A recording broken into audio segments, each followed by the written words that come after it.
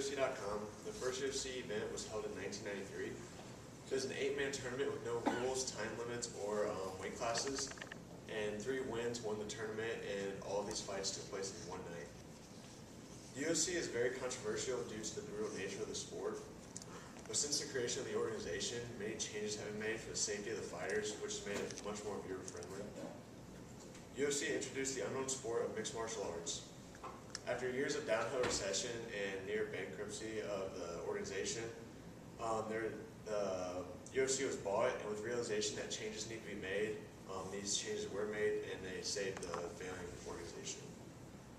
MMAfighting.com was a source for following information. The Gracies were a Brazilian family that founded the UFC to discover which martial art was most dominant. And sure enough, the first UFC champion of UFC 1 was Royce Gracie, Brazilian Jiu-Jitsu artist. About UFC 1, the first, the original one, found the following rules and equipment requirements from tapout101.com. During the fight, any types of strikes were allowed in UFC 1, so that means any types of knees, kicks, elbows, anything to the head, groin, headbutts, biting, anything was allowed, any kind of effective striking. There was no weight limits, and so pretty much what they did was they found 8 men who were willing to fight. Doesn't matter how big they were, it doesn't matter, and they threw them into a bracket. Time limits were non-existent, so there was no rounds. There was 1 round with no limit, and so until the fight ended, the fight went on.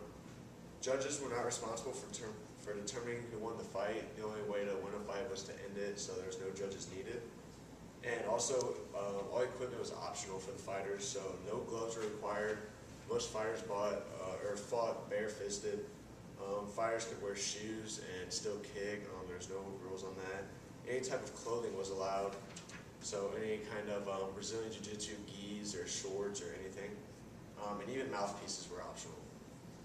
How to win the fight? The only way to win a fight was to finish it, which means pretty much going to the fighter's unconscious, and that can either happen from a knockout or a submission, or the fighter can tap or give up. The referee could only stop the fight when the loser was unconscious or tapping, and so that was a very dangerous factor to the sport. And information on how to win a fight was from tapout101.com. The UFC adopted a very horrible reputation from these regulations, and actually in the first UFC fight ever, 200-pound Gerard Gordeau fought 415-pound Tila Tuli, and 215-pound weight difference in the fight, but Gordeau ended the fight with a kick to the mouth, actually, as the 415-pound guy was on his knees trying to stand back up. So it was a very dirty fight, and teeth from Tuli actually flew into the crowd and actually into the guy's foot. So it was very nasty, especially to be on live television. Due to fights like this, many people disagreed with the organization, and the biggest voice against these fights were Senator John McCain, and he actually compared the fights to, quote, human cockfighting, end quote. And by 2000, the UFC had lost privileges to air on most of the cable pay-per-view producers, so the end of the UFC was becoming very near. This information of the fall of the UFC was found at foxsports.com.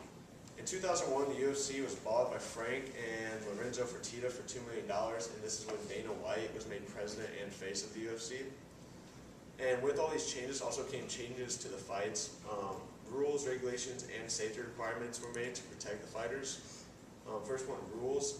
Many of the dangerous types of striking that I talked about earlier were made illegal, and this includes head stomps, the groin strikes, headbutting, biting, all the dirty, nasty stuff.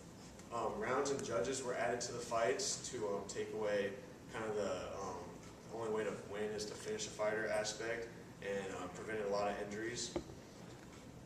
Regulations, weight classes were added, and so most fighters weren't out of 15 pounds reach of each other, so made the fights a lot more even and fair. And fighters were also required to take and pass a drug test, which took away a lot of the monsters in the UFC that were probably shouldn't be hitting other people in the face. Safety requirements, everyone is now required to wear the same gloves, so no more bare knuckle brawls. Mouthpieces are required, and also groin cuffs before walking into the octagon. And Vaseline is also required on the faces of fighters, which a lot of people do not know about. And this is required on the faces so punches don't land. It kind of grazes the face, which protects the fighter's face from cuts and stuff. And referees also have the power to stop a fight if they ever feel need to. All these changes were listed at UFC.com under rules and regulations. And these changes really transformed the UFC sport from an organized street fight to a sport. According to FoxSports.com, Senator John McCain actually bought a ticket and went to a UFC event a few years ago whenever John Jones fought Glover Teixeira. This is a big step because he was the biggest headache that the organization had to deal with whenever they were struggling, and now he's a fan. With all the changes made to UFC, fighters go into fights with a much different mindset. They're not going into it to have to nearly kill the man to win, so there's a lot more respect there. And after almost all the fights now, the fighters always shake hands and hug or whatever and raise each other's hands up to fight. So it's a much more respectful organization.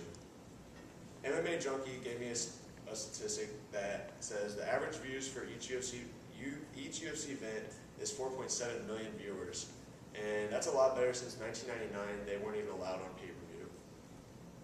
I hope that everyone was enlightened today on how much more safe and organized the UFC actually is.